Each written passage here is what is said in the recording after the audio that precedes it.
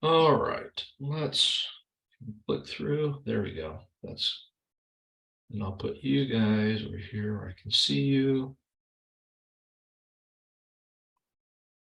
Okay, so we're at Win the Seller. You guys have been through all these other classes. You just had Win the Buyer last week? I believe so, yeah. Yeah, okay. All right, so here's today's agenda. We're going to be looking at, okay, how do we sift through our seller leads to know who's really an A seller, getting the appointment, the pre-listing packet, moving to the listing appointment, listing agreement, and wrapping up from there. So looking at A sellers. Here's a quote from Gary Keller. While leads are vital to your sales business, seller listings are critical to your ability to build it to its highest level with the lowest cost and the highest net. Okay, so having made that transition from being a buyer's agent to an agent who's doing both, that's really absolutely true, because you then, as the listing agent, you've got what everybody wants. It doesn't take you near as much time as it does driving around showing houses to a buyer, as it does to sign a listing agreement, get some pictures taken and get that listing on the market. So, and depending on how you market yourself, if you're able to get 6%, you don't necessarily, I mean, it's totally up to you, but you don't necessarily have to pass on 3%, right? You could pass on 2.5%, which is the kind of the typical percentage we see out there for buyer, what sellers are passing on to buyers or buyer agents. So you could walk away with 3.5% or 3% or 2.5% if you got the listing at 5%. So it really kind of comes back to your negotiation skills and how you sell yourself and your value proposition, and the situation of the seller and how hard of a bargain they deal with you. So it really kind of comes back to that in terms of what you're able to walk away with. But typically speaking, you'll be able to walk away with more money in your pocket and spending less time than with buyers. So it's in your best interest to definitely develop the listing side of your business. Plus, you have that listing, and like in today's market, if it isn't selling right away, if it's sitting there a little while, maybe it's overpriced or whatever, you're attracting buyers, right? They're calling off your sign or off the listing, off the internet. And for every listing that you get, you should be able to get 2 buyers. So listings always attract buyers, and you'll just do more business the more listings you have. Okay, qualified sellers. Now, I don't quite agree. Can we back up for just one Sure. second? Go ahead. And I just have a kind of, so right now I'm got a lot that's coming around, and Okay. but we're not in a listing agreement yet. Okay. But he stated he wants to use me, but we haven't done that. What's your what's your recommendation as far as how to To get into the table? well, yeah, well, to get him to sign, but I'm not pressuring him or anything like that, and I had some buyers too, and I wasn't really pressuring them either. Uh-huh. It's interesting. I had one buyer specifically, they were like, no, I'm not going to sign anything. I'm working with several agents and stuff. And so anyways, You know what I say to that, Jared?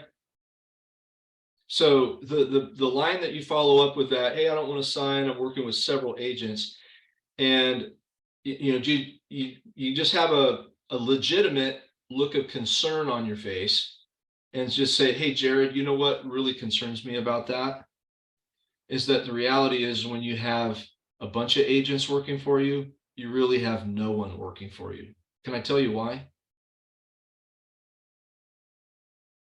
Yeah. And they'll say yes, right? So you say the reality is when you haven't signed, when you actually haven't hired a real estate agent, how hard do you think all of those agents are working for you? When they don't know if they're actually going to get picked to be the one to help you buy whatever it is that you're looking for. So anyway, then I can go on from there and show them why they're not top of mind for any of those agents.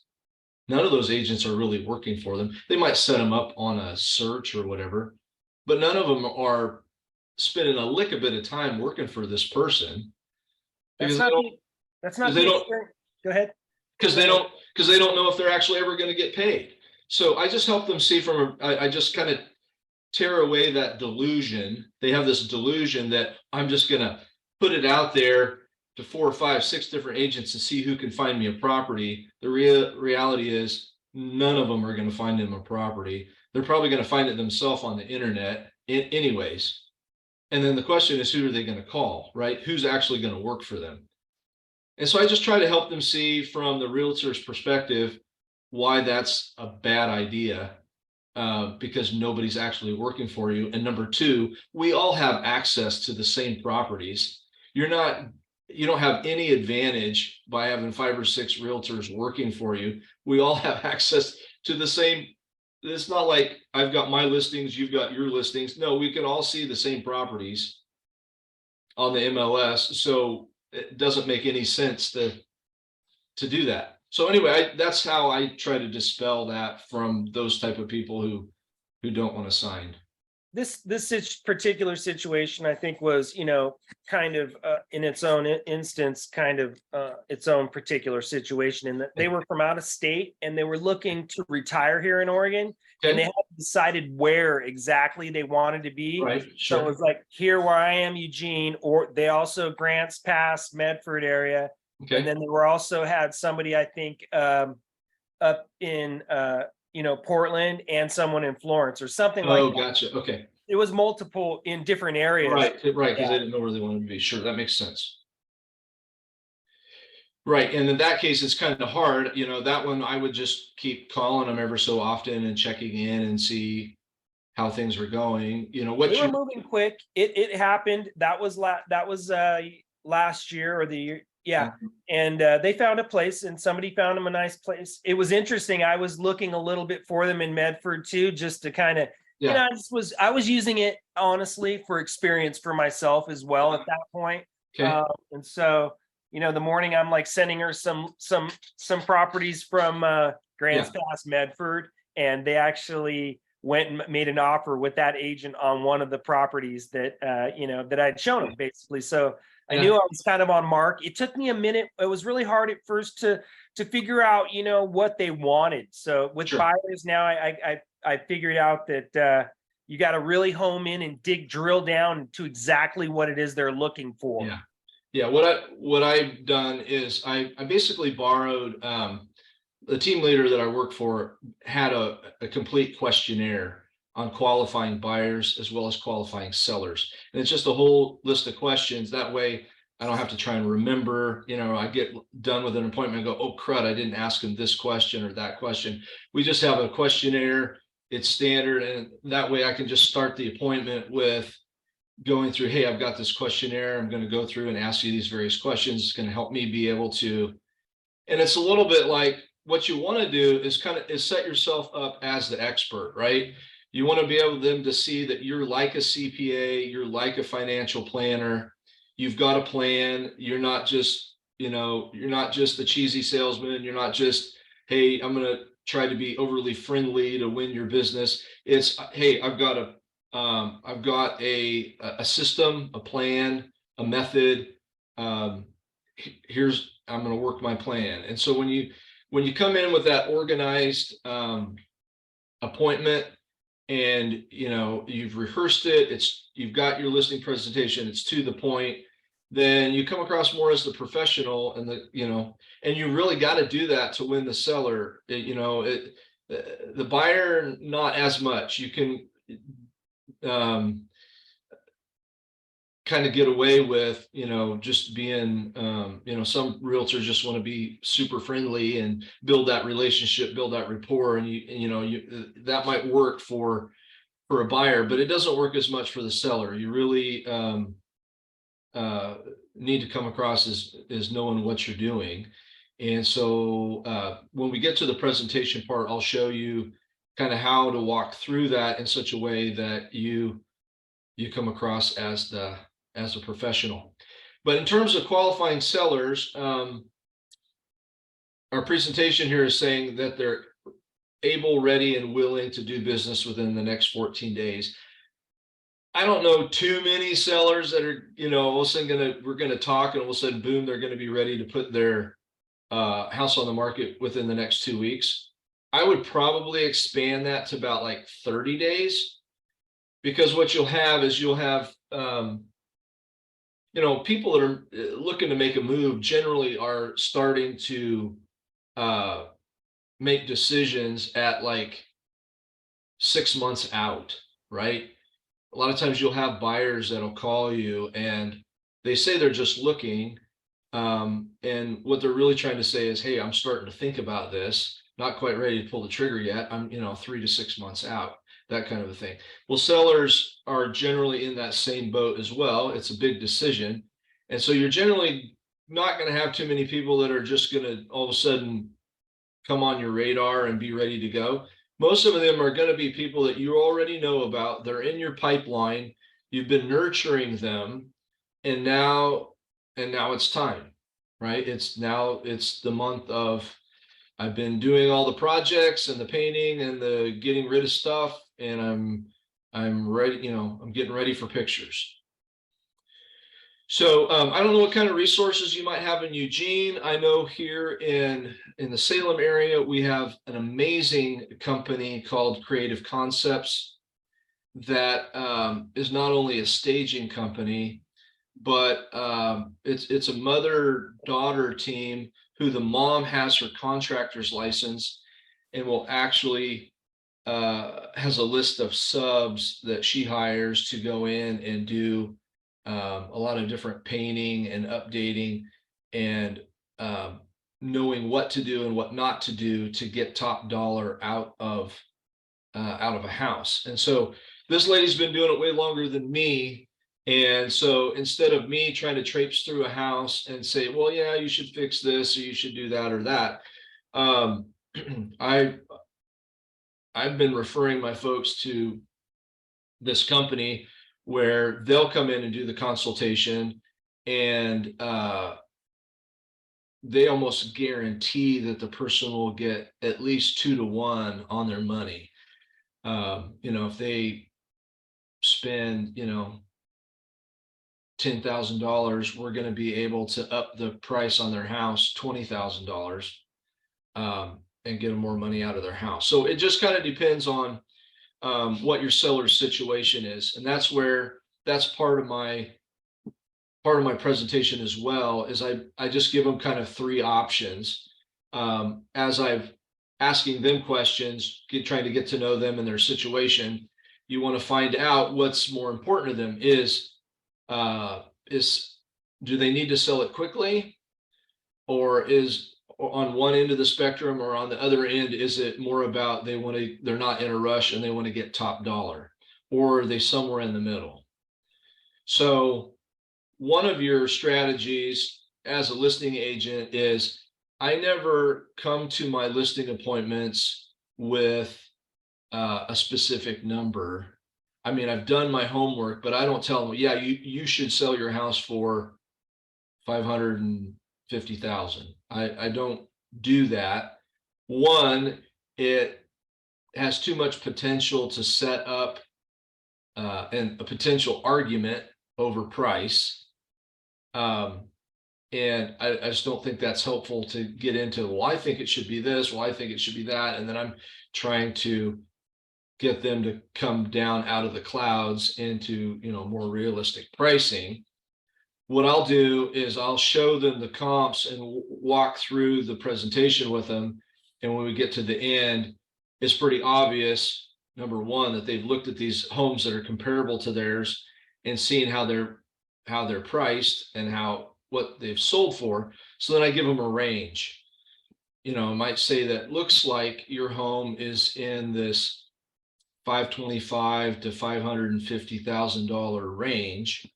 And then I lay out these three options. So what's more important to you, making top dollar, selling quickly, or are you somewhere in between where you're willing to do some of the things needed to up the price of your home, but maybe not everything. Maybe you don't have, a ton of money to throw at these various projects. So that way I'm kind of putting parameters around it, and usually they'll stick within the parameters. They might want to go a little bit above. They might say, well, I really want to be at 560 or 565. And I'll say, okay, we can try that. It's your house. I'm just here to tell you, this is what I see in the market. And then I just go on to say, now what we understand about the market is I don't set the price. You don't set the price. It's really the market that tells us what this house is worth. And so if we go a week or two and we don't have at least an offer, the market is telling us that we are at the wrong price. So I always use we, to tie me and them together and not say you have the wrong price. I don't want to be accusatory, right? I don't want to put them on the defensive. So I always use we, and I just say, so we are at the wrong price. And the market is telling us something. Everybody in the world who is looking for your kind of house in this location has made a decision that they've looked at the pictures and decided that the price tag doesn't match what they see. It's basically what it boils down to, right? So we look at the competition. What are you up against? How are they priced? Because people are buying, and they're buying something else other than your house. It's just like people going shopping and they make choices. So they're choosing something else other than your house.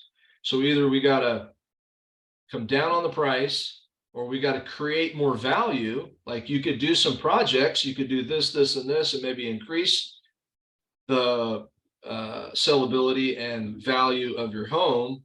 But there's some disparity between the value that people are seeing and the price that you're asking. There's some sort of gap there. So we gotta close that gap, Mr. and Mrs. Seller. How would you like to do that? And just put it back on them. So I'm just there to define reality for them and then lay out options. And then they tell me what they want to do. They want to sit there on the market, they can sit there on the market, right? If they want to come down $5,000 or 10 or 15 or 20, that's totally up to them. And then I just let it be okay. But I'll keep telling them, I'll keep bringing them back to reality, and slowly but surely they'll see that what I'm telling them matches what the market is doing, and they'll start to believe me and go, okay, yeah, you're right. We need to come down to such and such a price. So that way, it's not confrontational. It's not me just trying to be a know-it-all and convince them. It makes it a lot easier to do it that way. But anyway, all right, qualified sellers. And so one of the ways you're going to do that is, like I said, you probably want to develop or snag from somebody a questionnaire sheet that helps you be able to ask all the right questions to properly diagnose their situation, from what's prompting you to sell, You know, are they also going to buy? Are they upsizing, downsizing? You know, what are they trying to accomplish with this sale? How soon do they need to do it?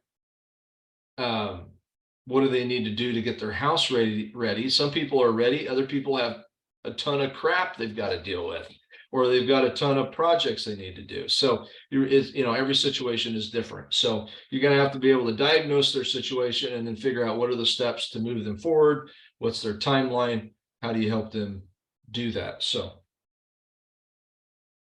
I have a question about that yeah. segment we just covered.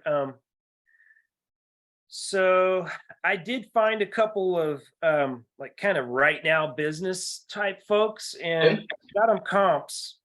This happened to me on 2 occasions, where it was almost going to be my listing, but the comps I came up with were, were slower than what they wanted to list the home at. Yeah. Okay. And instead of, they were like 15,000 above my CMA. Okay. Yeah. And I've heard different advice from different people over time, but essentially I was pretty confident in my CMA with this pricing. Okay. And I felt like if I went at their price, it was going to be, there was going to be a struggle where we were going to lose that market, Sure. activity that first 2 weeks. It was Yeah. going to just be hampered by their price. Right. And so rather than just list it and then use that to leverage my way into that neighborhood or something like that, I just let her go. And I said, hey, I don't feel that it's going to serve you or me at this point to list your house at that much higher. We're going to lose, Yeah. lose that attractive first 2 weeks. We're going to end up dropping the price anyways, probably. And it's just not going to work to our benefit.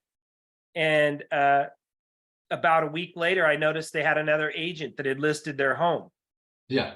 at the price they wanted. Mhm. And it took about 2 months until they got down to my comp price.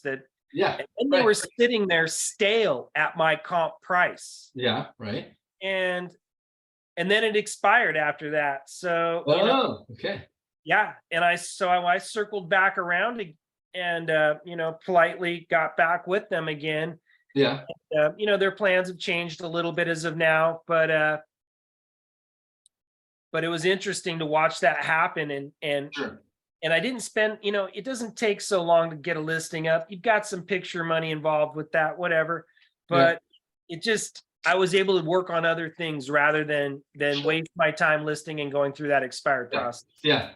Well, and that's totally a personal preference. And, I guess my thought would be, personally, I would go, I don't think 15,000 is all that much off. And I think that over time, I have the ability to work with them to help them adjust their expectations. Now, if somebody's 50 grand off, then it's like they're pie in the sky. I'm like, I am not going to take that listing and work that hard to adjust their thinking that much. You know what I mean? That's just way too far off. But I guess my personal preference is I feel like if they're within, even if there's as much as 25 grand over where I think they really ought to be, I'm probably still going to take that listing and work with them to adjust their expectations over time to get it down to where it needs to be. So I probably would have handled it of, okay, Mr. and Mrs. Seller, we can go at your price. However, I want you to understand that if we don't get the kind of activity that you'd hope to get within, and I'm usually a little bit, I know that if we don't get anything after 1 week, it's, they're overpriced, but generally people will think that that's too fast. So I generally say 2 weeks. So I say, if we don't get an offer within 2 weeks, the market's telling us it's overpriced. So we can go with your price, but are you okay with me circling back with you in 2 weeks? And if we don't have an offer, can we have another conversation around adjusting that price, they'll generally say sure, because they're still thinking, yeah, it's going to sell. And then when it doesn't, we circle back around, and even if we just adjust it down $5,000,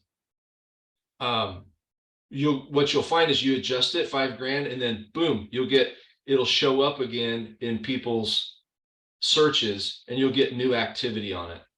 And then if you don't get, another week or two, if you don't get something on it, I'm calling them up again.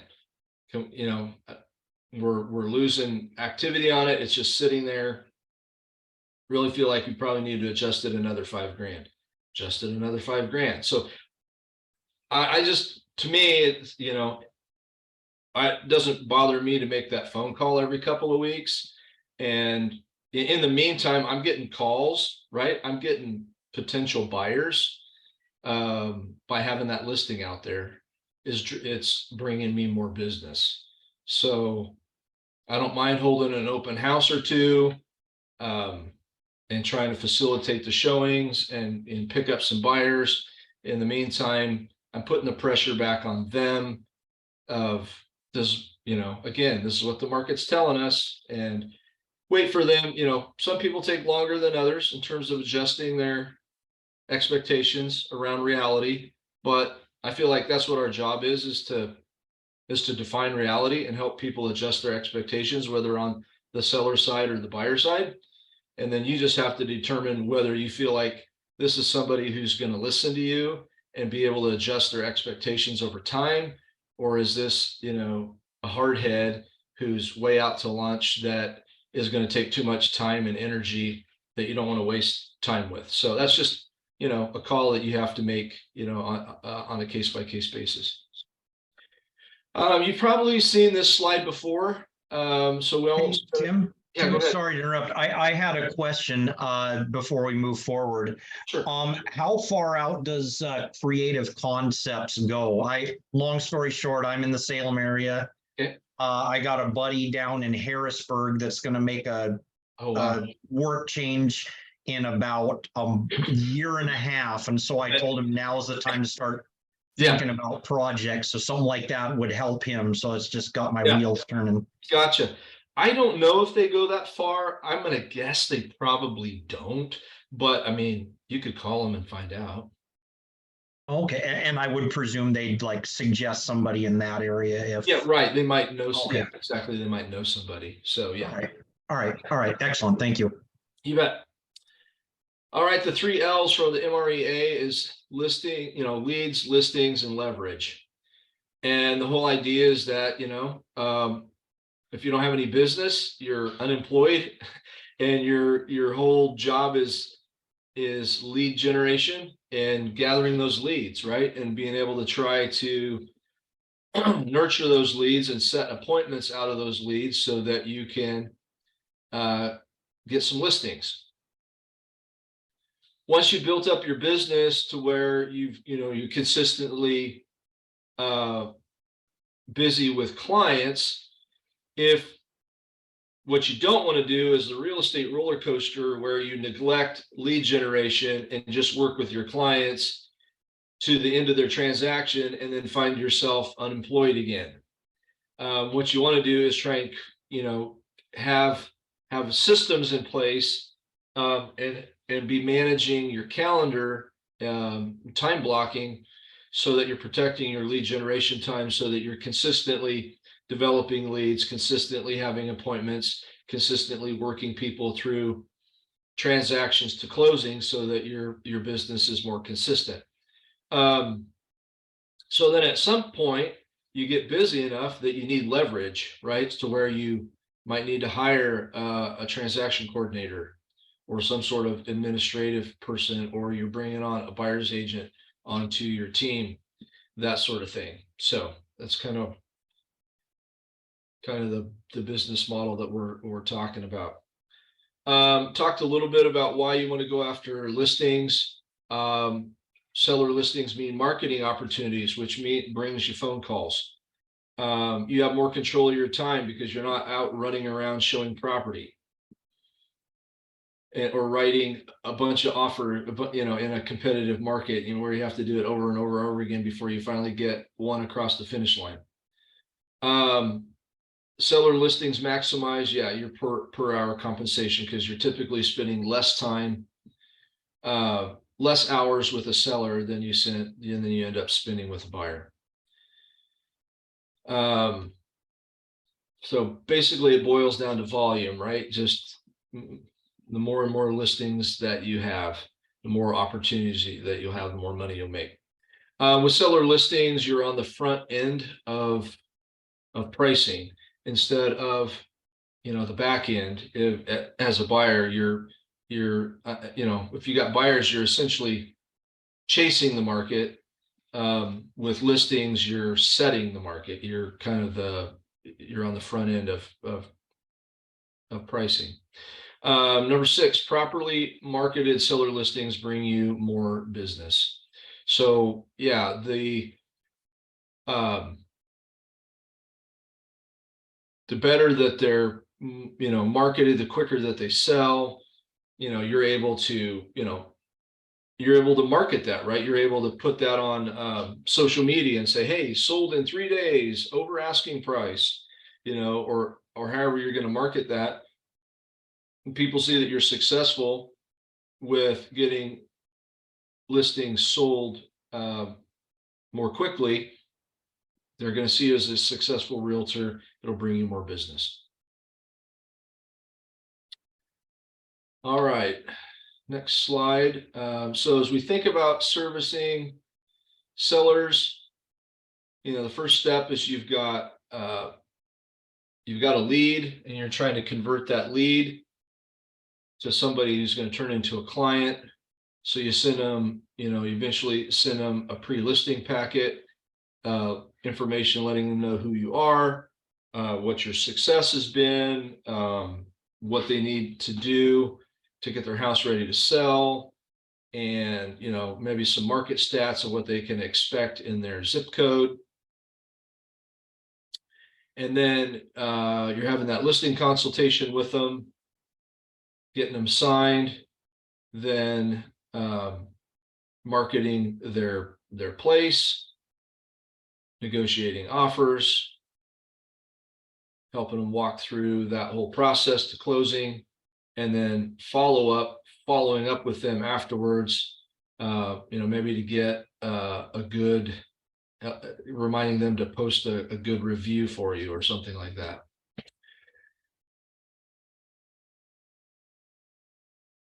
Okay, questions or thoughts at this point?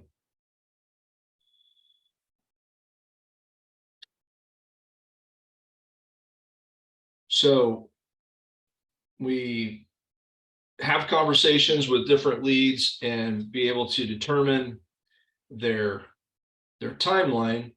Probably the most important question you can ask when you're talking to a buyer or a seller is the when question, because that's going to let you know how serious they are.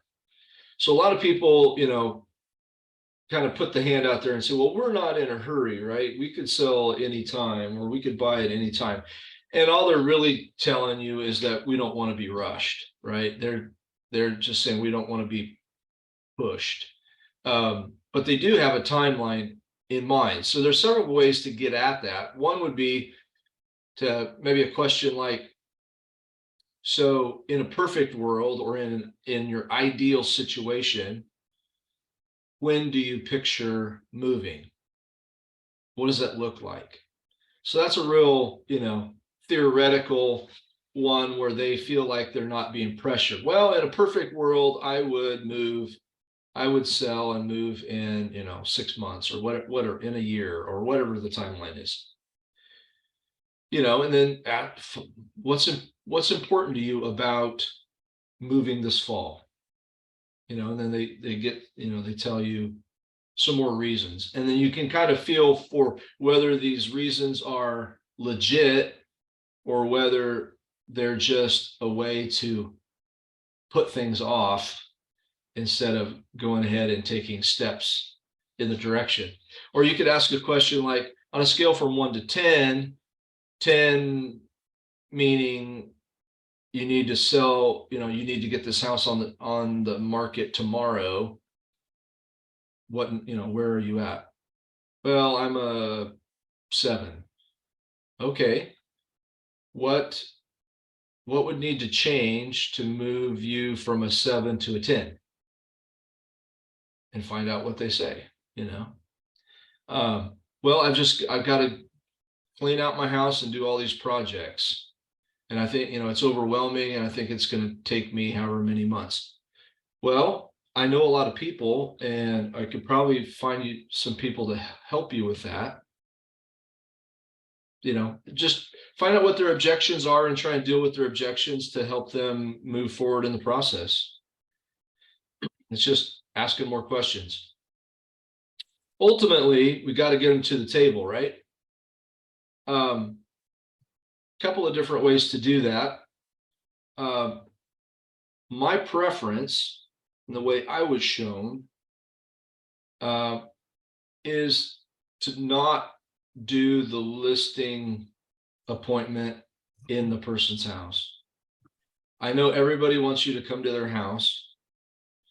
But the reality is, with just asking them a few questions about their finishes or any kind of improvements they've made to their house, all the rest of the information about their house is online, and I can see pictures of their house, and I don't actually need to go to their house to price it properly. So there's kind of a little bit of a psychological tug of war that goes on between you and the seller. And by you going to their house, you're, in a sense, kind of conceded control because you're on their turf, and they feel a little bit more in charge, if you will. I try to get people to come to my office. So when we set an appointment, it's like they're coming to an office just like they would any other professional. And we're going to have a consultation. And they're coming to my turf on my terms. And I'm the one in charge of the process. It kind of sets up a different dynamic than feeling like you've got to go to their house, in the evening when it's convenient for them, and you're giving up time with your spouse or your kids or whatever, and you start to look like the traveling salesman or what have you. You know what I'm saying? So if you can, I'm just saying, that's my preference, is I have them set an appointment, and I typically don't do appointments later in the evening or on the weekends. So yeah, I'll make allowances for them, getting off work and having an appointment at 5 or 5:30, but I really don't go much later than that. Because I just, it's an important decision. We're going to do business together. It's got to work for both of us. And so I don't chase them, because I think if you do that, then you're showing weakness, and they'll realize that they're the ones in charge, and it will be an out of balance relationship all the way through the transaction. So it's better to kind of take the bull by the horns right up front with the appointment and kind of establish the dynamics of the relationship, and then realize that if they don't want to adjust to your process and your systems, you're probably better off letting them go and finding somebody else who wants to do business with you. So in getting the appointment, if somebody's, a month or two out from being ready to list, I would be getting that appointment. Hey, when can we meet? I know you feel like it's a little bit early, but I do, this isn't just about signing paperwork. It's about helping you come up with a plan, right? So whether the plan involves helping them figure out transitional housing, or whether the plan is helping them plan out and find the contractors for all the projects they need to do, or getting rid of their stuff, or, there's a lot more to it than just establishing the value of the house and signing listing paperwork. So you want to be seen as the trusted professional advisor who's going to come alongside them and has their best interest at heart. So I ask a lot of questions, find out what their situation is, and then, yeah, it sounds like we need to find a time to meet. That way I can go over more in depth with you what your options are, and we can come up with a strategy and a timeline for getting your house sold for top dollar. How does that sound? Oh, that sounds great. Can you meet at this time or this time? So you typically give them two choices. That way you're showing that you're flexible, but you're also giving the impression that that you're busy, or you're at least showing that you're respecting your own time, you're respecting your own calendar, and you're not just saying, hey, I'll meet with you at any time. It comes across as a little desperate for their business. But hey, I have a life, I have a calendar. Here's a couple of times I'd be willing to meet with you. Then if sometimes neither of those times work, that's fine. Okay, well, then what about this time or that time? You go to a couple more choices until you find a time that works for both of you. Any questions about getting the appointment?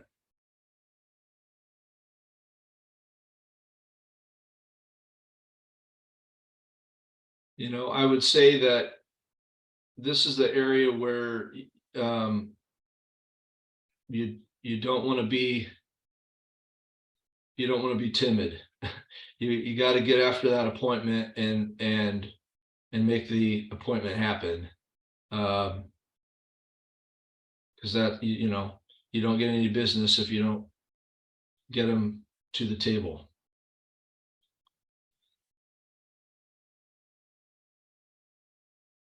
Okay, keys to converting your A sellers. Respond right away to lead inquiries. Get valid and complete contact info and put it into command and create an opportunity. Yeah, when you've got somebody that's not just a possibility lead, but you've got somebody that's, really, they're going to list within the next month or two, and you have a pretty strong chance of being the one who's going to list that property. That's when I stick them into command as an opportunity. All right, determine their motivation to sell so you can speak to it. So yeah, we just kind of went over that with finding out when they want to sell, trying to put them on that scale of 1 to 10 to find out how motivated they are. And then set the appointment for as soon as possible. Don't set it out a week from today if you could do it today or tomorrow, right? I mean, really try and do it as soon as possible, because there's too much of a chance that they could end up going with somebody else in the meantime.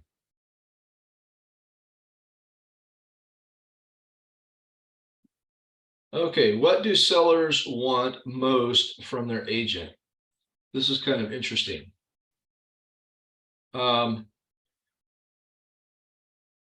Help price the home competitively, 21%. Help the seller market the home to potential buyers, 20%. Help sell the home within a specific time frame, 16%. and help the seller find ways to fix it up and sell it for more, 16%. And 27% said there was some other reason. So that's kind of what sellers are looking for. It's not a surprise to me that usually it's price or marketing are the top two that I hear the most.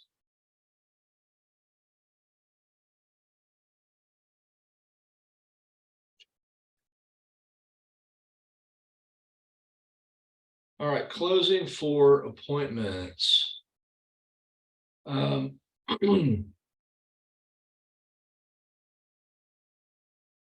where is trying to find my notes here for these closing.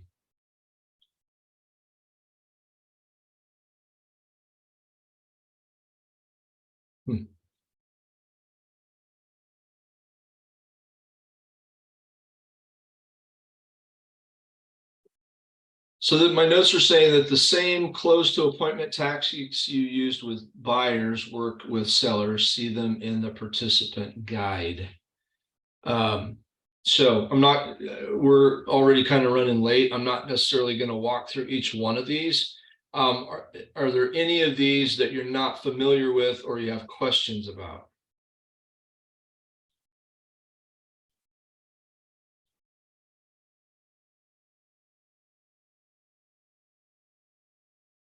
I would say that one of the mistakes that realtors make the most is talking too much and not asking enough questions.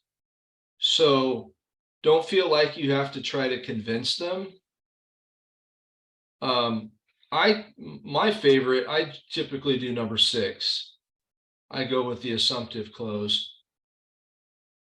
9 times out of 10, if somebody's agreed to meet with you, in a sense, at least partially, they've already said yes to you. So I feel like if they're sitting there across the table from me, they're already a partial yes, and I'm going to win them over. I don't know why they wouldn't want to do business with me. So I'm going to assume that they're going to do business with me. And that's just the way I'm going to approach it until they tell me otherwise. And then when they throw up an objection, I'm just going to answer it and close them anyways. So that's what works really good for me. You might have a different way, and that's totally fine. You have to figure out what works for you. But that's the one that works for me. Okay, questions versus objections.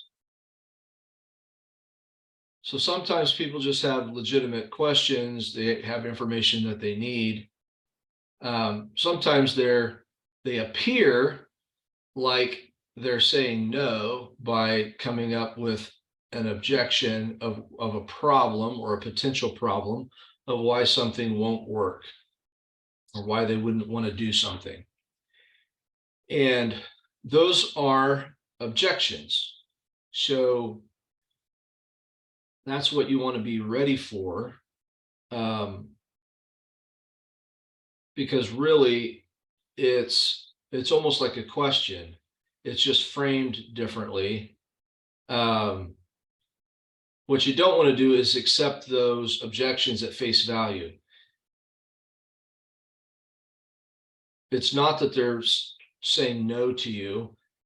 They're just saying that with the information they have, they don't see a way forward. This one problem is stopping them. So see it as them raising their hand and asking for help. And they need you to help solve this problem for them so that they can move forward.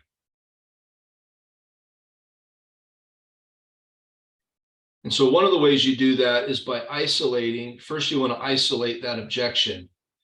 So, you're going to say something like, so other than this one problem, is there anything else that's keeping you from putting your house on the market next week? No, there's nothing else. It's just this one thing. So first you want to know, is this the only problem, or is there other problems that you need help solving, right? And they might say, yeah, there's this one other problem. Okay, cool. Well, let's deal with this one first, and then I want to hear about that one. But you want to isolate the objection first. Isolate it, then address it.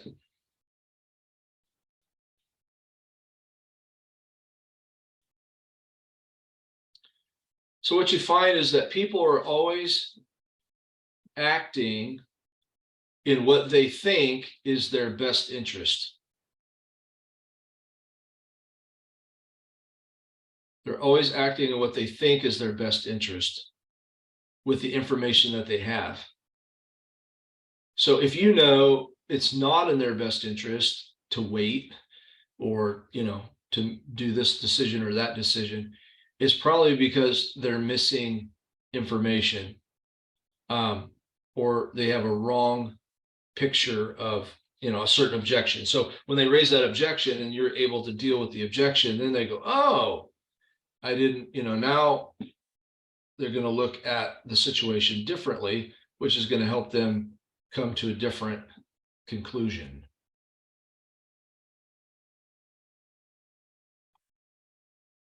All right, let's see here. Next slide. Okay. Any ahas or questions at this point?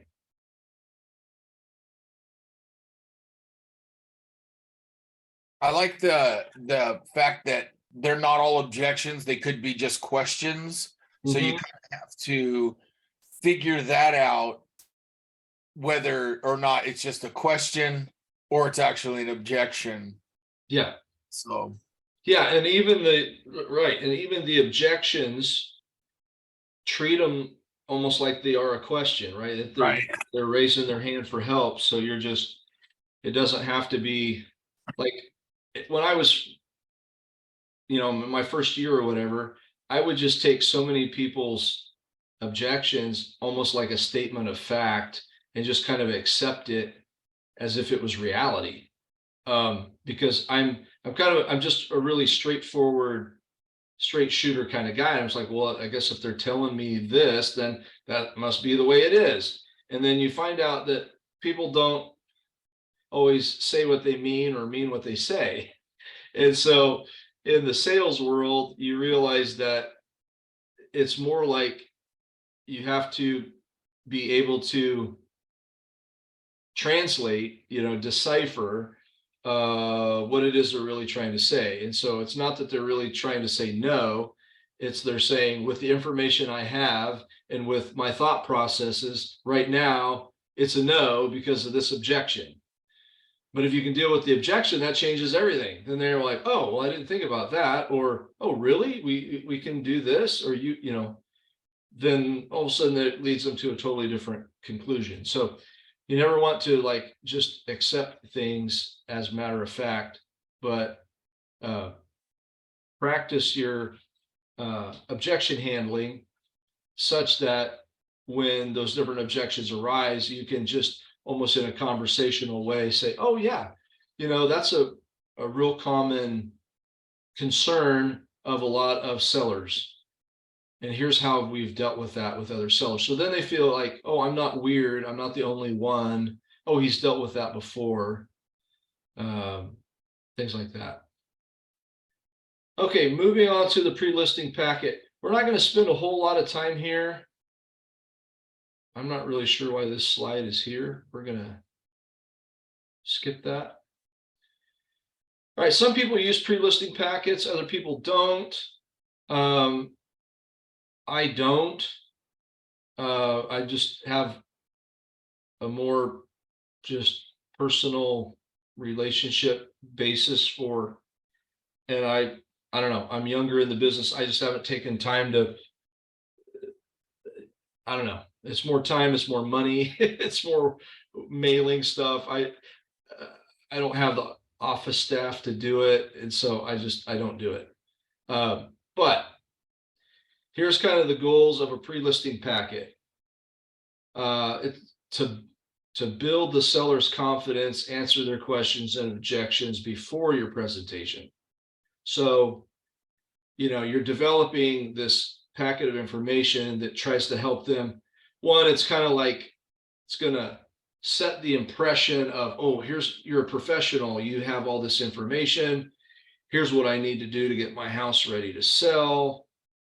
Here's some market stats. Here's how, here's my sales record of what I've been able to sell and how quickly I've been able to sell it.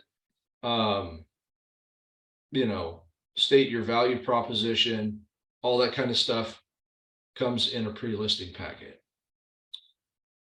Again, just where I'm at in my business and with the people that I work with, which are a little more down home kind of folks, they're not going to be super impressed with a pre-listing packet. I just kind of feel like it's an unnecessary step, because I'm talking to them on the phone, and then boom, I'm going to have a consultation with them in a few days. Why would I send them a pre-listing packet? Anyway, I don't know. That's two things that you and I have in common, because we both went to school for music. I went to school for 4 years to be a music teacher as well. Okay. Oh, wow. What school? It's called Poli Sci Humboldt now, but back then it was just called Humboldt State University. Okay. Cool. I went over here to Western Oregon University in Monmouth. Yeah. So anyway, that's the pre-listing packet.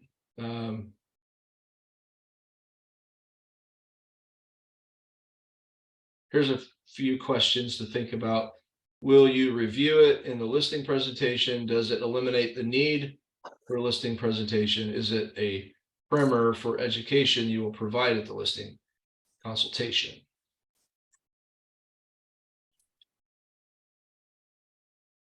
And there's kind of an example. Preparation checklist. To prepare, deliver your pre-listing packet, confirm your appointment date, ensure all the decision makers are going to be there. That's a biggie. So don't let just one of the spouses show up, because they're not going to be able to make the decision. Even if they say the other person's not interested, I'm the decision maker. Yeah, well, you both own the house, so I need both of you there. It's just a recipe for disaster. And you're either not going to get the listing, or you're going to have a client who's thinks they're in charge and doesn't want to listen and follow instructions. So again, you need all the decision makers there so that everybody's on the same page.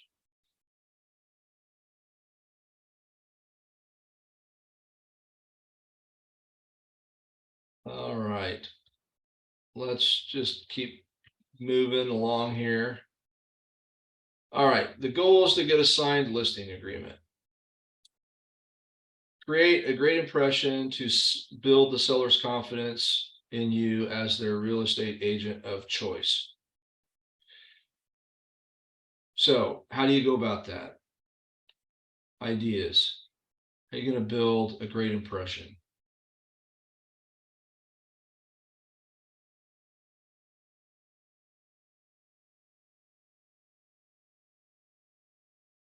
I like how you just kind of assume it, that assumptive close, which makes total sense to me. Like you're already going to an appointment either in your office or at the house. Why not assume you have their business? Yeah. And if you act as such, you act as they're already your client, and signing that listing agreement, it's just a formality that I have to have for my compliance officers. Yeah, I personally know that you're on my team. Yeah. Compliance, I'm going to need the signature from you. Yeah, exactly. Yeah. So you're just, it's not a cocky confidence. It's just it's a calm, professional, straightforward confidence why wouldn't you want to do business with me, you know? Because I already know I do a great job, and you know, it's like I'm already communicating in just like subtle ways that I'm for them. I'm already like I've already adopted them. They're already on my team, right? Um, that's my approach. So I mean, everybody's different. You have to work with your personality, but um,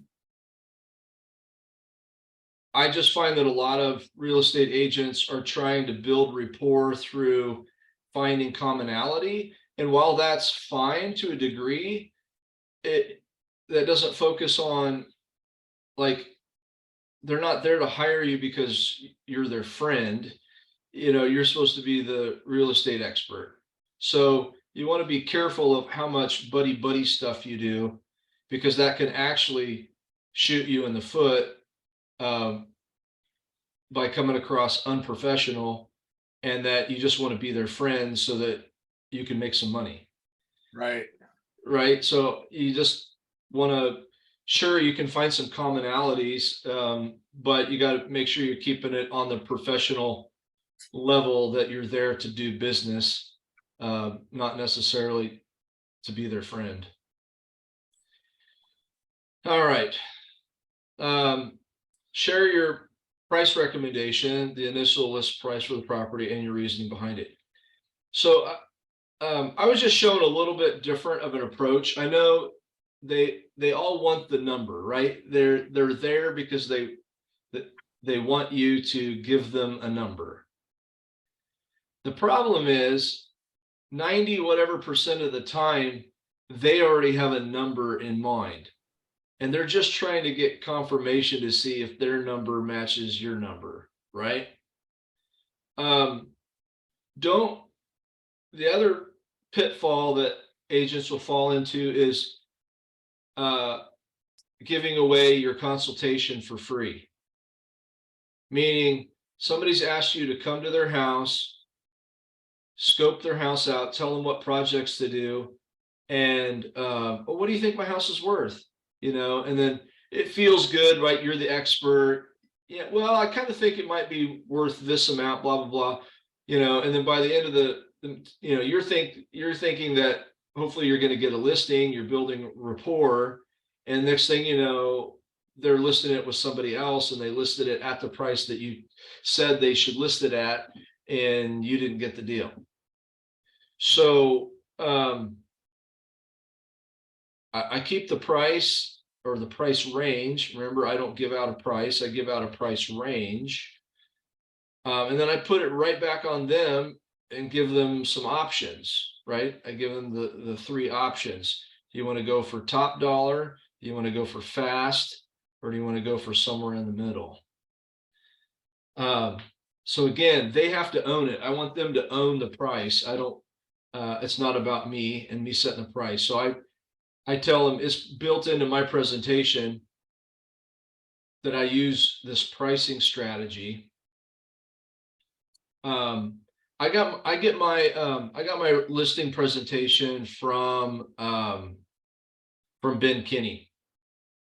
I use Ben Kinney's like a modified Ben Kinney listing presentation, and I can show it to you here when we get to that spot, and run through it with you real quick. But he has a great way to handle that, where you just say, hey, I use this what he calls the 5-5-5 pricing strategy. That way it's not me setting the price, it's not you setting the price, it's the market is setting the price. The market's the one that tells us how much the house is worth. So again, it takes it away from the argument of, you know, I'm the expert. No, I'm the expert. I know how much this house is worth, blah, blah, blah, blah, blah. We're just going to take that all off the table and say, no, the market is going to tell us what this house is worth. And if we go on at a certain price and we don't sell within 2 weeks, then the market has told us that we're on there at the wrong price and we need to adjust our price. So again, I can just say it matter of fact, and I don't have to try and defend my number. Because it's not about me anyways, right? It's not, I can do all the research in the world and it's, I could still be wrong, right? So number 3, set expectations for how you will market the home and work with sellers. So again, that's all built into my presentation. How the listener meets seller wants. Okay. Your needs come first. Okay, so yeah, when I start either a buyer's consultation or a seller's consultation, I always start with their needs first. So that's why I have that questionnaire. Basically, we sit down and I say, I've got 3 goals for our meeting today. Number 1, I want to get to know you better and your situation so that I can, properly understand and know how best to serve you. So I've got this questionnaire. I just want to work my way through it, ask you some questions, and so I can better understand your situation. So you start asking them questions. What's the one thing that has to happen to make your dream scenario a reality? How could I make that happen for you? Now, I wouldn't say why. Why is that important to you? Why? Never ask why. I don't know if you guys know that rule, but you never want to ask them why. That will put them into defense mode. That's I don't know. It's just a natural thing. You ask somebody why, then they all of a sudden think that something's wrong, or it puts them on the defensive. So instead of asking why is that important to you, you would just change it around to what about that is important to you. So you always want to be asking what and how questions. They're non-obtrusive, non-offensive ways of asking questions, and it shows your genuine interest in them and wanting to help them, and they will open up a ton more if you ask them what and how questions.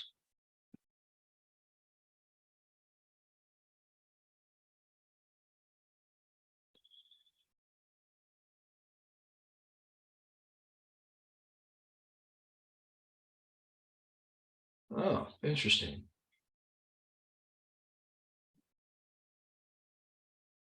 I think we've got a little affirmation that they want us to say together. Because a lot of this comes down to how you see yourself.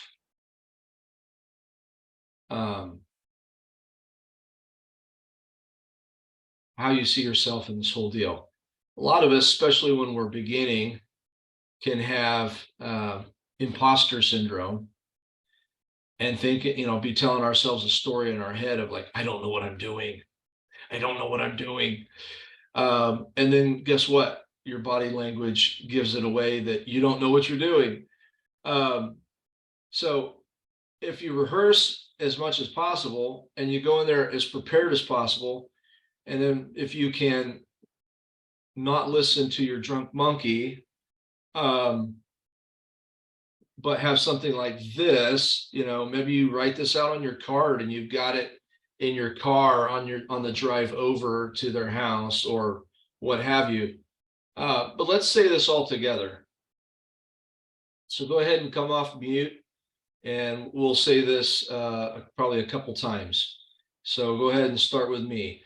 I am knowledgeable and caring and the best agent for these clients.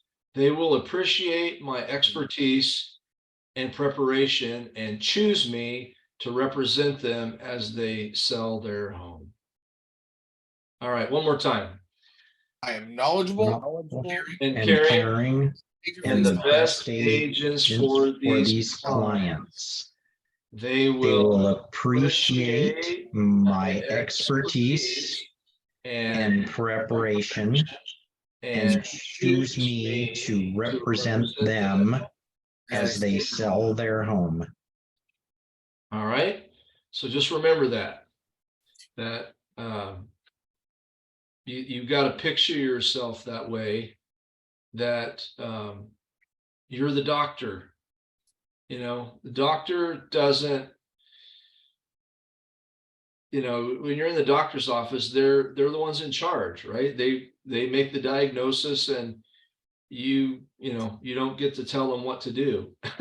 You can ask questions or whatever, but it's really kind of the same thing with us. We've got to come in with the confidence that we know what we're doing, we know how to handle their problems, and they're in good hands. And why wouldn't they want to work with us? Okay, update at every stage of relationship and transaction. You guys have any questions about opportunities? Are you familiar with Command? Yeah, I've done that before. Okay, awesome. All right, the listing walkthrough. Okay, tell you what I'm going to do at this point.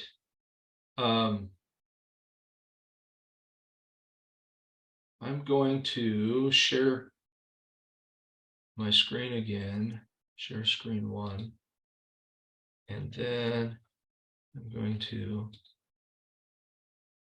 minimize this, and let's open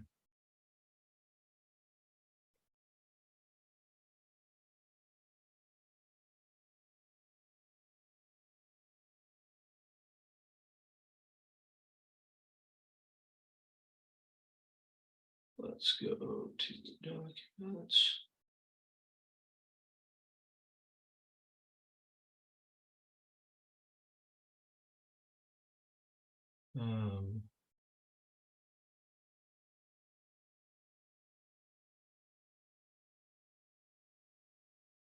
Okay, here's my listing presentation. I'm just going to walk you guys through this real quickly and show you what I do.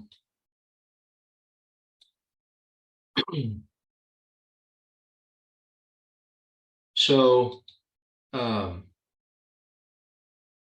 know, you have your logo as your first slide, and then basically at the very beginning, after doing the questionnaire with them, right, after getting to know them and making sure that they feel like they're number one, they're, you know, this isn't just all about me.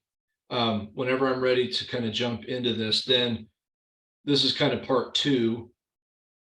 Part 1 is the getting to know them and doing the questionnaire. Then part 2 is them getting to know me and how I work and what I'm going to do for them. And that's all in this listing presentation. And then 3, the third goal, right, is the listing agreement, setting a price and a timeline and a plan for how we're going to move forward working together.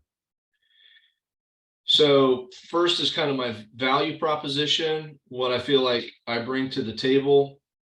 So I just go over that with them, what they can expect from me.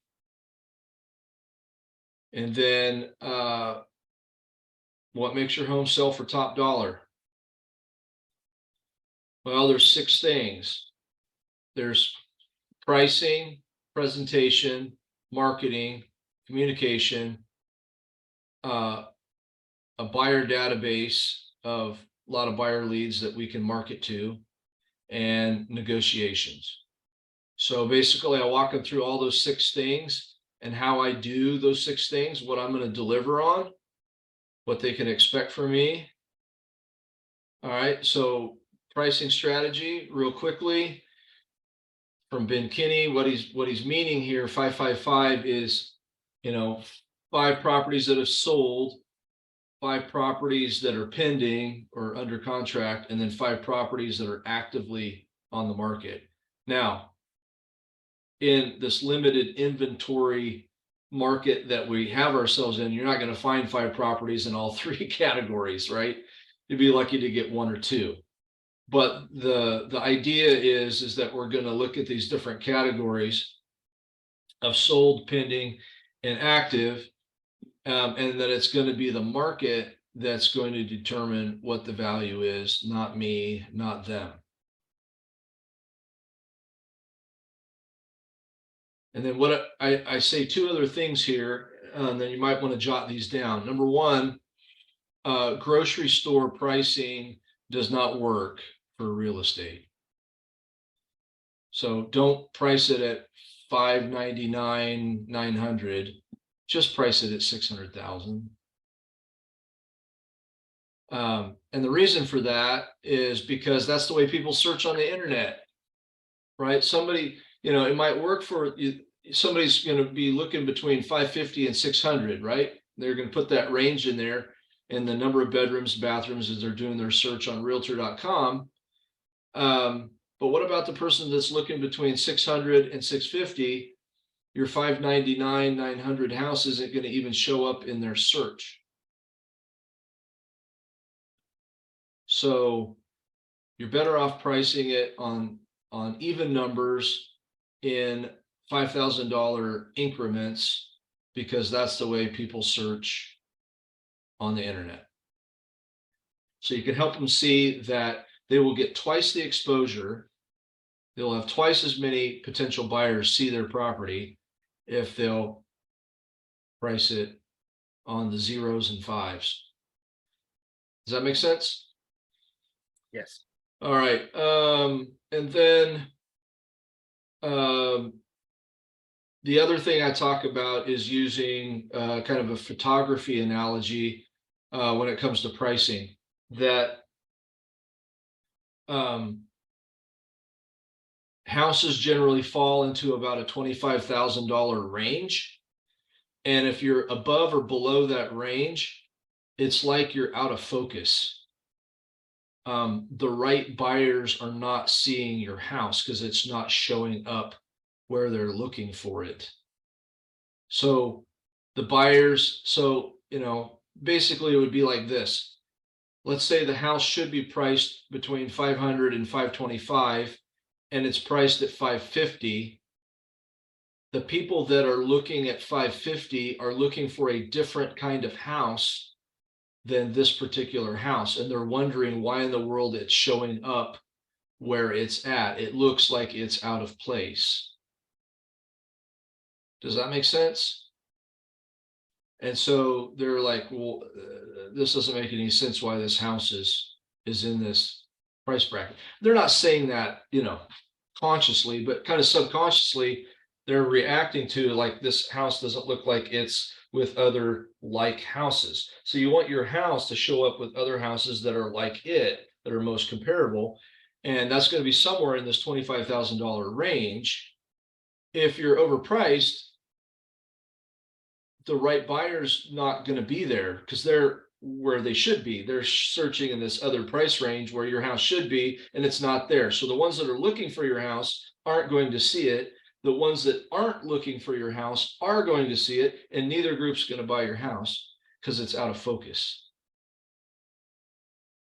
So when you spell it out that way, you help them see up front before you ever even talk about price, why it doesn't make any sense to overprice the home. I like that analogy. So again, you're defining reality, and then you're putting it back on them. And so then it's up to them if they want to look stupid or be hard-headed or not come into reality. So you just kind of define it up front. So that's the pricing piece that I use. Okay, so then you talk about presentation. What makes your home shine? All right, well, obviously the number one thing is photography, right? It's how people are going to experience your home first is through seeing it online. So, I always say I've got a great photographer. I talk about him for a few seconds and blah, blah, blah. And he can do all this other stuff for you if need be. But the main thing is we're going to get really good pictures. In order to do that, we got to make sure your house is in great shape. So, we kind of talk about that as well. And again, this comes back to what are the people's goal, right? Their goal might not be top dollar. They may not, it might be an older single lady and she doesn't have any money to do any projects. Right. So, your goal is just to find out what their goals are, what their values are, what their money situation is, and then go with the best strategy. So it might be leaving the home pretty much as is. On the other hand, it might be them doing a bunch of different projects and having someone like Creative Concepts come in and just make the house sparkle and shine and wow everybody with all the cool stuff that that they're going to do. Or it might be something in the middle where they say, well, we're willing to do this and this, but we don't want to do this. So you just work with people and then price it accordingly. But you can talk to them through, like, if they're going to be living in the house, that the house needs to be clean and picked up and all that basic kind of stuff. So right down to landscaping in the front yard, because that's the curb appeal. That's where people are going to first see the house when they step out of their car. So that's, you're talking to them about how to present their home. Then we start talking about effective marketing, and we try to dispel any ideas that they may have about traditional marketing. That's not as much of a fight as it used to be probably 5-10 years ago, where there was probably still hangover people that, you need to put my house in the newspaper, or whatever else. I think people generally understand that most everybody is finding their house on the internet. So this just gives you some statistics to prove that that's true. So then you can talk about, hey, what are the other types of marketing that you're going to do? Hey, I'm going to send, email flyers to other real estate agents in the area, or however else you're going to try and market there. I'm going to,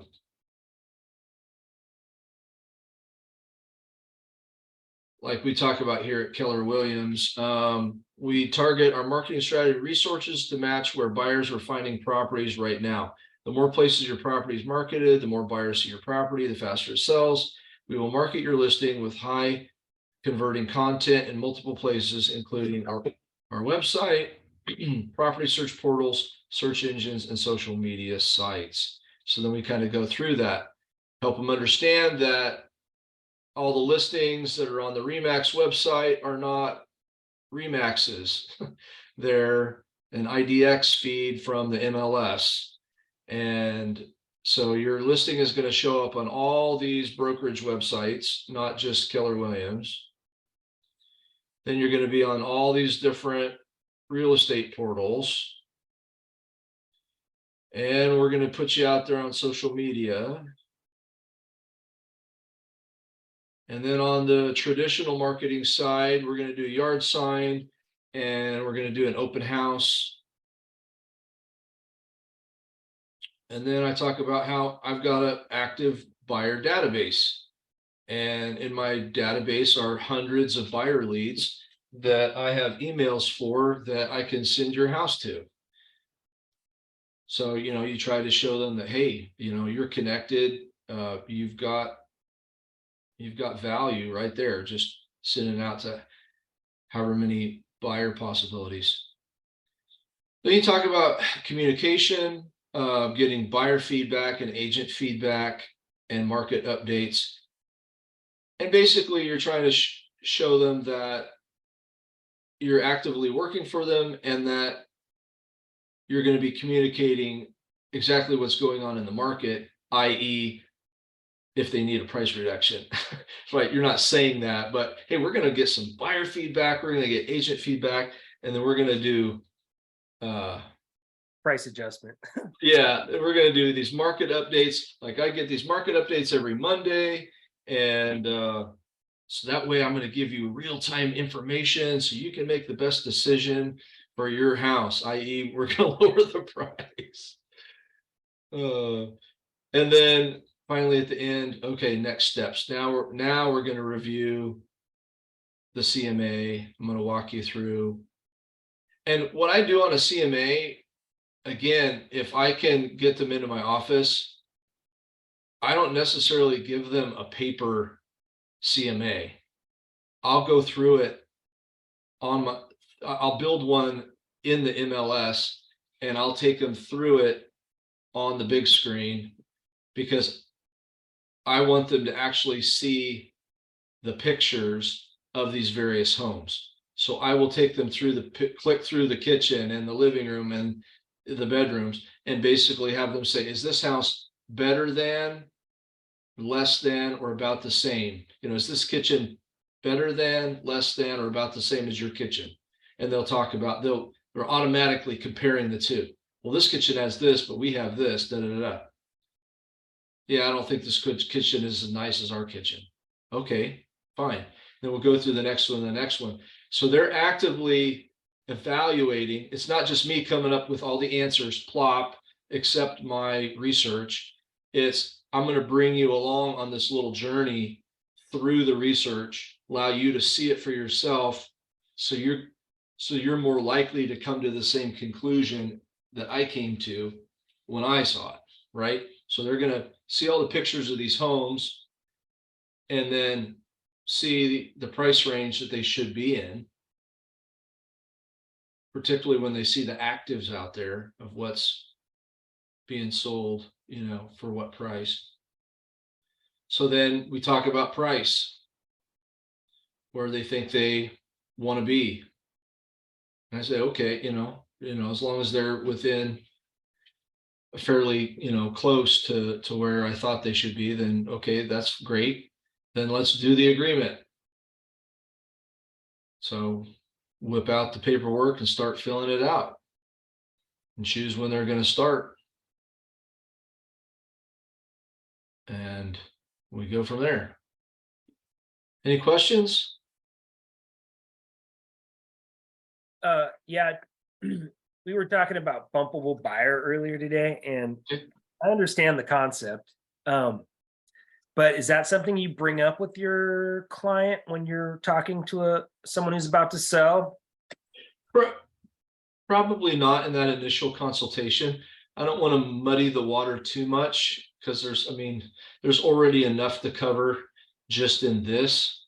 And they generally only have so much time. So just in doing this is going to take an hour to an hour and a half, depending on if I can get them to fill out the property disclosures while they're there. That takes like 15 minutes. So I'm generally just focused on getting them to sign and have them cement that mental decision that they've hired me and we're going to be working together. Then in follow-up conversations, from that point forward, we'll talk more about some of those other details. And so some of those other details, Tim, is right where I'm kind of struggling right now. That's why I asked. So yeah. Gotcha. So follow-up conversation then. Yeah. You don't want to, I don't know, bore them or get bogged down with too many rabbit trails and all of that. So while all those different things are important, I just find that there's just not enough time for all of it. So I'm basically always laying out what's the next step. And so, we're at the next step, boom, then we deal with those things and they ask their questions and I give them information and we move on to the next step. So, as we're getting out on the market and then we can start talking about, okay, so, here's some different kinds of offers you might see. Here's some different kinds of buyer lending that you're going to see. And when I talk through, kind of what's best, better, and okay of lending and the kind of deals and, you know, things to watch out for. We talk through those things. And then when we get an offer in, then we're, you know, we're talking through it and I'm answering those questions then.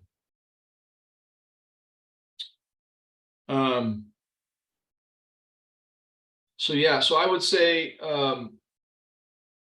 what I found, let me plug a book real quick. I'm going through this book right now. There we go. Full Fee Agent. And it kind of blows out of the water some of the methodology that a lot of realtors have around getting clients. And it kind of teaches you to, because it talks about, are you the fool or the favorite? And basically the psychology is like, if somebody, like today, I had a buyer's appointment this morning and I didn't have to spend time convincing them to be my client. They got referred to me by somebody else that I know. They're from Ohio. They don't know anybody else. And so they've already determined, boom, I'm their real estate agent, right?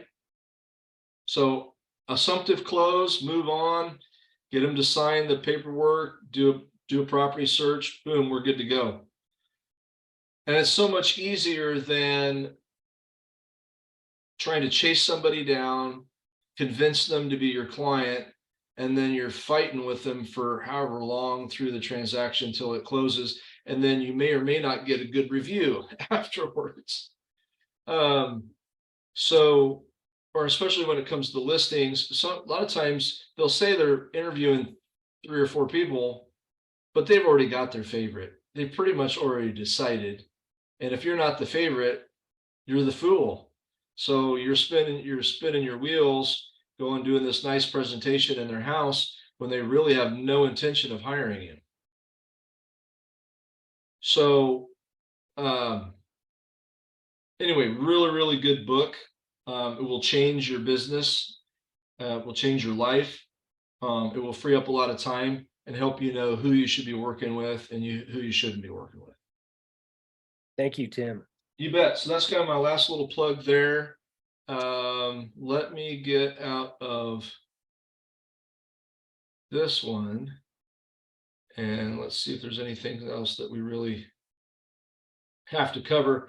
I know I didn't really get into the listing agreement itself. Man, there's a lot of detail. I am not a detail person. Just really dot your I's and cross your T's. You got to make sure you get all your information in there. Usually your MLS is pretty nice when they review your documents and they say, oh, you missed this one box. You know, what needs to go in the one box, and you can fix it later. But really try to be thorough. You know, you can try and pre-fill out as much as possible, either in a fillable form online or just, you know, I still do it old school, just having a paper copy with me in my briefcase with my computer and stuff if I'm away from the office, and just filling it out while I'm talking to them. So you're just going to have to practice that, right? There's no way around that. Just gotta make sure you're feel comfortable with using the forms and being able to explain, because this comes up more on the seller side, being able to explain dual agency, right? Disclosed limited agency, because there's more of a chance that it might happen because you could get an unrepresented buyer who calls in on your listing and you show them and you end up writing the offer. And then, so you got to get that permission form, right? You got to make sure and get the DLAS signed and talk them through that and making sure that they're okay with that. So make sure you practice that part of the conversation. The biggest one is always commission, right? You know, it kind of comes down to that. Some people are harder about it than others. You know, I leave that up to you as to how you want to decide to to pay yourself. One really great objection handler is, well, one, you can beat them to the punch by just building your commission pricing into your presentation before they have to ask. That way they know up front. Two, then when they ask about, well, hey, would you do it for less? One of the great objections I've heard and used is basically saying no, because if I just was so willing to give up my own paycheck, then I wouldn't be a very good negotiator for you, and I'd be willing to give up money for you, when it comes time to negotiate on the price of your home. So you really don't want me to do that. Does that make sense? Because if I just lay over now and I'm not a very good negotiator and I just say, oh, okay, I'll accept less, then what am I going to do with your money? I'm probably going to do the same. I'm going to be willing to take less. So you can show them off the top that being a tougher negotiator and not accepting a pay cut means you're not going to accept less on their behalf, and you're going to get them top dollar and be a better negotiator. And a lot of times it works. They're like, yeah, that makes sense. Last thing here, they've just got this daily success system. I'm guessing it's stuff that you guys have covered before. Is that true? Yeah. Okay. I see you guys nodding your heads. So make sure you're staying up with your daily conversations and all that good stuff.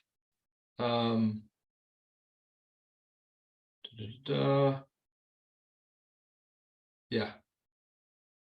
That is it, folks. So unless you have any other questions, we are done for today. So thank you for being a part of the class, and I hope you learned what you needed to. My email, in case you want to send me a question or what have you, is timothy.english@kw.com. So if you have any questions about today or anything that I've covered, then go ahead and send me an email. Thanks, Tim. All right. Thank you, guys. Thank you, Appreciate Tim. it. All right. You guys take care. Okay, bye.